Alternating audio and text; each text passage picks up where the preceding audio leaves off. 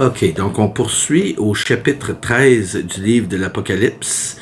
Donc, j'en commence la lecture. Puis je vis monter de la mer une bête qui avait 10 cornes et 7 têtes.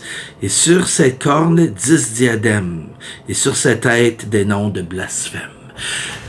Ces 10 cornes sont 10 gouvernements qui vont remettre leur gouvernance à la bête. On voit qu'ils ont 10 diadèmes. Dans la Bible, il y a 2 sortes de couronnes. On a la couronne Stéphanos, qu'on donnait à un champion, qui ressemble un peu au laurier de César. Une couronne faite de plantes tressées, donc une couronne pour un vainqueur. Un général, par exemple, qui revient d'une conquête militaire, on lui donnait cette couronne qui était symbolique, ça ressemblait à une plante, mais bien qu'elle pouvait être en or. C'était une couronne pour son accomplissement héroïque ou un sportif. Mais ici, on a un autre nom. C'est pas Stéphanos, c'est Diadema. C'est une couronne de royauté ou d'autorité, ou qui donne à quelqu'un qui lui profère un pouvoir de gérer, de contrôler. Fait qu'on voit ici qu'on a des rois, des rois sans royaume, à qui est donné un gouvernement, de gouverner, de régner. Ça vous fait penser à quoi, ça? Quelle belle description de premier ministre. On voit des politiciens modernes ici. On va avoir 10 rois sans royaume. Je connais pas un roi qui donnerait son royaume comme ça à un autre, puis qui se mettrait avec d'autres rois puis qui remettrait son royaume comme ça. Ça se peut, mais moi je vois pas qui ferait une chose pareille. Mais par contre, je verrais très bien des politiciens faire une chose pareille. Puis je le dis pas parce que je manque de respect pour les politiciens. La Bible est un livre qui nous montre de la monarchie. Elle nous parle jamais de système politique et de fausse démocratie, parce que la vraie démocratie, moi je suis Canadien, je suis au Canada, puis j'ai beaucoup de misère à y croire, surtout avec ce que je vois dans ces derniers temps. Pour moi, ça marche pas de toute façon. Que ce soit la démocratie ou le communisme, toutes ces choses-là sans Jésus ne marchent pas, parce que le péché va tout le temps interférer. On va en parler bientôt, ça aussi. Mais on voit ici que des rois sans royaume, donc probablement des politiciens, vont remettre leur gouvernement entre les mains de l'Antéchrist. Je peux facilement imaginer des gouvernements européens, des gouvernements puissants et bien développés, bien organisés. La bête ne va pas aller choisir n'importe qui. La bête que je vis était semblable à un léopard. Puis vous allez voir bientôt pourquoi je ne dis pas les États-Unis. On va en parler tantôt des États-Unis. La bête que je vis était semblable à un léopard. Ses pieds étaient comme ceux d'un ours, et sa gueule comme une gueule de lion. Le dragon lui donna sa puissance et son trône, et une grande autorité. Donc, la bête est synonyme de son système, sa grande autorité. Ça va être une coalition de nations, de peuples. C'est pourquoi aussi que quand Daniel a vu la statue, il a vu différents gouvernements qui régneraient sur Israël, puis le dernier, les pieds, étaient faits de terre et de métal. C'était pas un alliage solide. C'est ça qu'il a vu. Puis on parle ici de ce gouvernement-là, le gouvernement de la bête. Ce ne sera pas un alliage solide. Ça va être des gouvernements qui ont bien voulu mettre leur contrôle entre les mains de la bête. Et j'ai vu l'une de ses têtes comme blessée à mort, mais sa blessure mortelle fut guérie.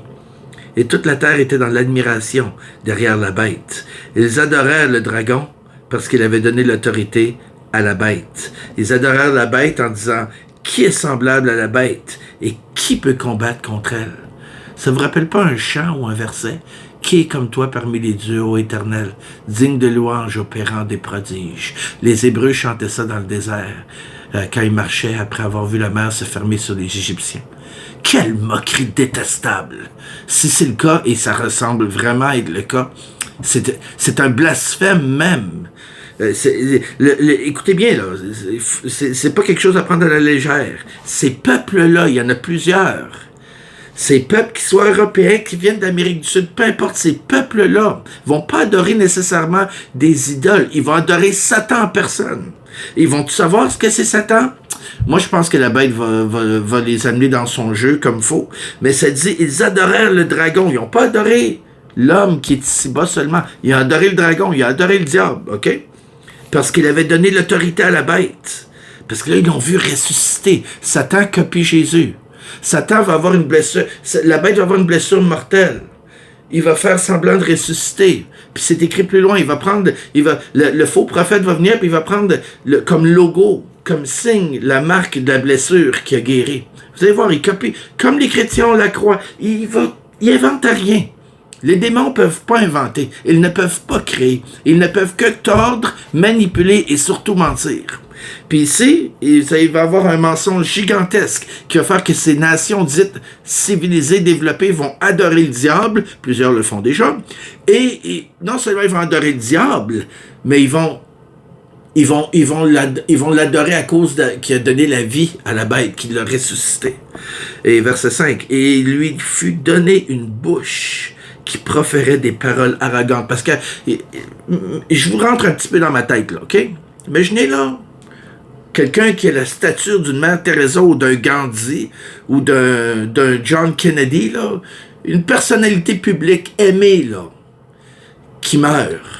Imaginez le cortège, là, avec les voitures, les gens qui marchent, les fleurs qui vont être mis le long des palissades, des murs. L'Antéchrist, cet homme qui était comme un héros, l'architecte du monde pour le sauver de la dévastation et de tous les mensonges qu'il va bien vouloir leur faire croire. Cet homme-là qui va donner tant d'espoir aux gens va être tué violemment. Parce que le verset utilisé ici, en grec, ça dit que c'est une blessure violente qu'il va avoir, comme tué par l'épée. Il va se faire tirer probablement.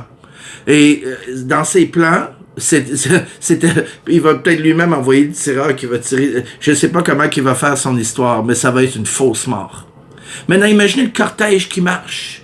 Tous ces adversaires politiques qui savaient bien défaire juste avec les mots, qui commence à faire des éloges. Vous savez comment des fois les gens peuvent être hypocrites. C'est ton pire ennemi politique, mais là, quand il est mort, c'était un homme qui aimait tant ci, ou c'était un humain avec un courage excessif. Ils vont lui lancer toutes les louanges. Vous allez voir à la télévision, ils vont mettre toutes sortes de vidéos quand il était petit ou des photos, puis ils vont lui faire des éloges à pu finir. Cet homme-là va être devenu le père de l'humanité dans le sens que toutes les nations vont s'identifier à lui.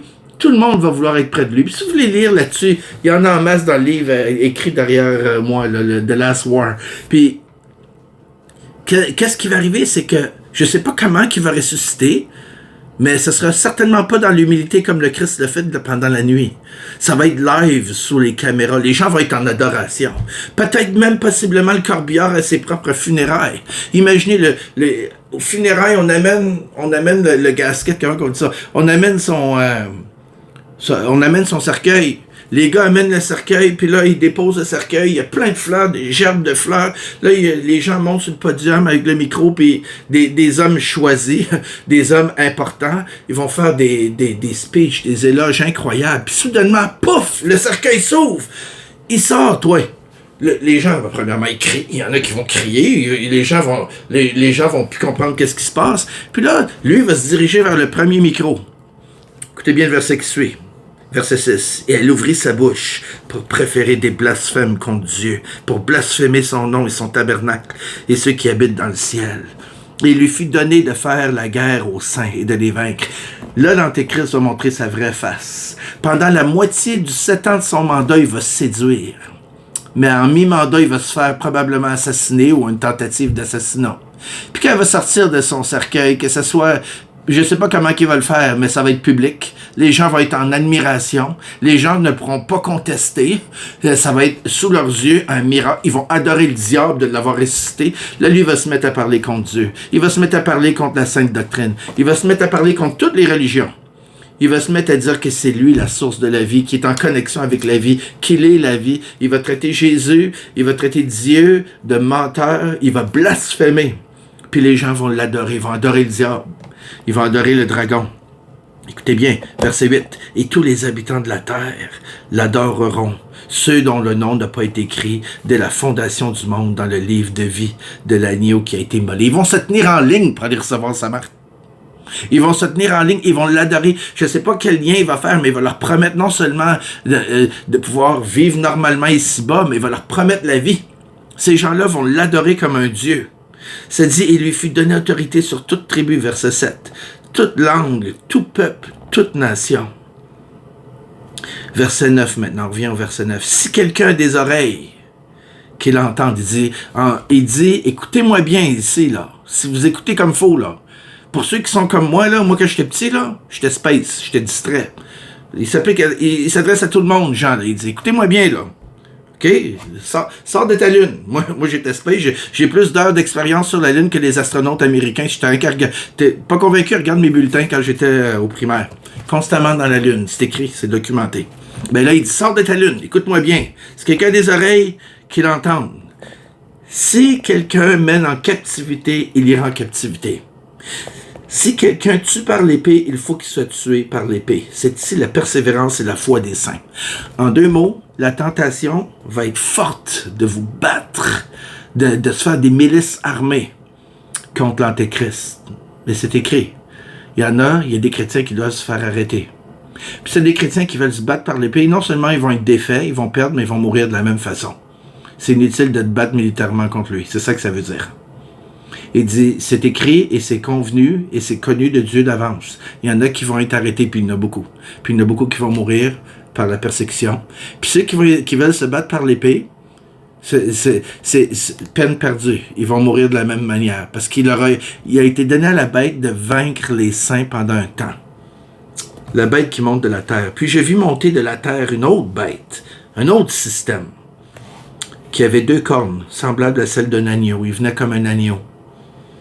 Et qui parlait comme un dragon. Donc, ça vient tout doux comme un agneau, mais c'est le diable en personne qui va parler à travers lui aussi. Elle exerçait toute l'autorité de la première bête en sa présence, et elle faisait que la terre et ses habitants adoraient la bête, dont la blessure mortelle avait été guérie. Fait que lui, en bon québécois, il en beurrait épais. Comme dirait la génération de mes enfants, il le glaze. Ça veut dire, il le rendait encore plus brillant, plus beau, il en mettait. Non seulement c'est un lèche-botte, mais c'est faux prophète. Et le plan du diable pour aller chercher tous les hommes qui sont non politiques mais religieux. Donc avec la bête, il va aller chercher tous les hommes. C'est possible tout, mais il y a des hommes qui sont spirituels, qui soient dans des religions comme l'islam, le bouddhisme, l'hindouisme. Il y a des hommes qui sont plus spirituels. Ben lui, il va utiliser le faux prophète pour aller chercher ceux-là. Donc il va aller chercher les religieux, les non-religieux pour les regrouper, pour qu'ils adorent toute la bête. Il dit, elle opérait de grands prodiges. Il dit au verset 12, elle exerçait toute l'autorité de la première bête en sa présence. Et elle faisait que la terre et ses habitants adorent la première bête, dont la blessure mortelle avait été guérie. Ça va être son prétexte, son logo et son signe même. Elle opérait de grands prodiges, même jusqu'à faire descendre du feu du ciel sur la terre, à la vue des hommes. Et elle séduisait les habitants de la terre par des prodiges qui lui étaient donnés d'opérer en présence de la bête, disant aux hommes de la terre de faire une image de la bête qui, écoutez bien, qui avait la blessure de l'épée et qui vivait. Il copie la croix, comme les premiers chrétiens portaient la croix, où ils se faisaient un signe avec le poisson. Lui aussi, il va avoir son signe. Lui aussi, il va avoir son logo. Puis lui aussi, il va marquer son monde d'un sceau. Il copie tout le temps Dieu. Ça, c'est la trinité démoniaque ici. On a le dragon, on a la bête, puis on a le faux prophète. Et il lui fut donné d'animer l'image de la bête, afin que l'image de la bête parlât, et qu'elle fit que tous ceux qui n'adoreraient pas l'image de la bête fussent tués. C'est pas compliqué. Il va y avoir des écrans géants, placés sur des hôtels de ville. Marquez mes mots. Ceux-là qui croient pas, puis que vous allez voir ces choses-là, vous allez vous en souvenir aussi. Cette vidéo peut se rendre jusqu'à cette époque-là. Marquez bien mes mots. Des places comme l'hôtel de ville, ils vont mettre des écrans partout. On est dans un monde d'écrans, de projection. Puis là, il va y avoir des vidéos, parce que Jean le décrit comme il peut. Où est-ce qu'on va voir la bête parler? Puis il y aura un jour fixe, des moments fixes, où les gens devront venir, puis se prosterner, puis adorer la bête. Faute de quoi, ils vont être arrêtés, et avec le temps, faute de quoi, ils vont être mis à mort, s'ils le font pas. D'avoir le chiffre, c'est pas juste... d'avoir le chiffre de la bête, le nombre de son nom, ce sera pas tout. Il va les faire adorer la bête. Puis ça va être surveillé. T'es-tu allé adorer la bête cette semaine? Ça va être surveillé. Écoutez, juste les téléphones.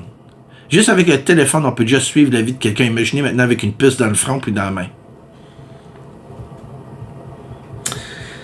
Et il lui fut donné d'animer l'image de la bête, afin que l'image de la bête parlât, et qu'elle fit que tous ceux qui n'adoraient pas l'image de la bête fussent tués. Ça, c'est la description d'un homme qui a vécu il y a 2000 ans d'un écran géant. Et elle fit que tous petits et grands, riches et pauvres, libres et esclaves reçussent une marque sur leur main droite ou sur leur front, et que personne ne peut acheter ni vendre sans avoir la marque, le nom de la bête ou le nombre de son nom. C'est ici, écoutez bien, c'est ici la sagesse, que celui qui a de l'intelligence calcule le nombre de la bête, car c'est un nombre d'hommes, et son nombre est de 666. Mon doux que ce passage-là, il a fait couler de l'encre. Bon sang qu'il y a de l'encre qui a coulé sur ce verset-là. Et qu'il y a eu des spéculations à pu finir. Même les satanistes semblent prendre ce verset au sérieux, imaginez-vous, quand ils font leur dessin, leur dessin puis leur signe. Ici, Jean nous dit comment interpréter. Il nous donne deux choses. Il dit que l'homme qui a de l'intelligence, la science, il dit pas l'homme qui est une bonne en mathématiques. Il dit que l'homme qui est sage, qui considère. Donc, je ne vais pas être de ceux qui vont dire, oh, on comprend pas, on passe par-dessus. Non. Il nous dit de ne pas ignorer ça. Il nous dit de prendre ça au sérieux. Il dit, c'est ici la sagesse, l'homme qui est sage. La sagesse, tu la demandes à Dieu, il va te la donner. Que celui qui a de l'intelligence calcule le nombre de la bête. Et pourquoi on peut calculer ça? Parce qu'en hébreu puis en grec, toutes les lettres ont une valeur numérique. Fait qu'il nous dit ici, il nous dit là, calcule le nombre de la bête. Puis il dit, car c'est un nombre d'hommes, et son nombre est de 666. OK, fait que c'est un nombre d'hommes, pour ne pas dire c'est le nom d'un homme, ou c'est le nom d'un système d'hommes.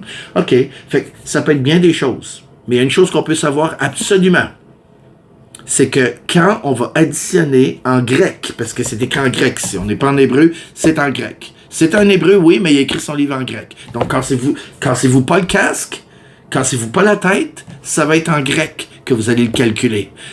Si c'est pas votre dada, un autre frère le fera pour vous. Mais c'est en grec que ça va être calculé. Et ça va donner comme somme totale 666. Donc, c'est facile en ligne de voir, il y a des outils pour calculer en grec un nom. On peut prendre un nom, une fois que vous le mettez en grec, vous additionnez les lettres. Je sais qu'il y a des gens qui disent beaucoup que si tu prends le mot Neuralink, par exemple, je nomme celui-là parce qu'il est très populaire, si on prend le mot Neuralink et qu'on calcule le N, puis toutes les lettres en grec, ça donne 666. Ce qui fait un peu réfléchir, parce que Neuralink, bon, une puce, hein, c'est exactement là qu'il s'en va, lui. Ça m'impressionne. Tu vas avoir mon attention. Mais il y a des gens qui vont donner le nom d'un individu qu'ils n'aiment pas. Il y a des gens qui disent, ah ben j'ai calculé le nom de mon ami ou d'un gars au travail, puis ça donne 666. Il y a même un gars qui avait le nom de sa belle-mère, puis ça donnait 666. Je ne veux pas rentrer là-dedans. Mais quand c'est un système comme ça, c'est que le 666 est un indice parmi tant. C'est pas une fait en soi. Il nous décrit la bête qui va mourir, va ressusciter, puis son nom va être 666, il va marquer les gens. Fait que le 666 est un indice parmi tant. Donc on s'arrête pas là-dessus, mais on réfléchit là-dessus. Donc on va s'arrêter ici, puis on va se voir bientôt pour le chapitre 14. Donc on va aller encore plus en profondeur. On se demande comment on peut aller plus en profondeur dans le livre de l'Apocalypse. Ben, on va aller encore plus en profondeur. Donc on se laisse ici. Et je vous souhaite une bonne fin de journée pour ceux qui vont pas tout de suite aller voir le prochain vidéo.